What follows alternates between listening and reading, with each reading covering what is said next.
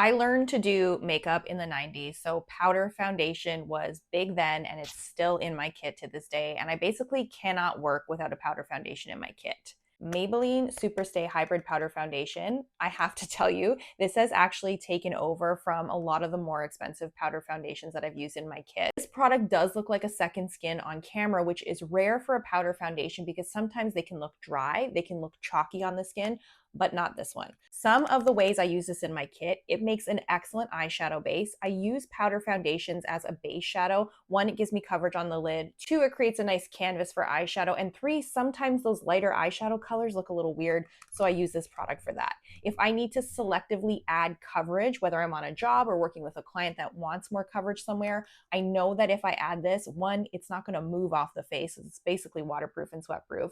Two, it's gonna give that coverage without looking cakey. I like to use this as a bronzer. I wish they would come out with some contouring shades for all skin tones. That would be amazing. And I use this for grooming. It's great for that because you can get a really nice skin-like finish in just minutes when you're working on set.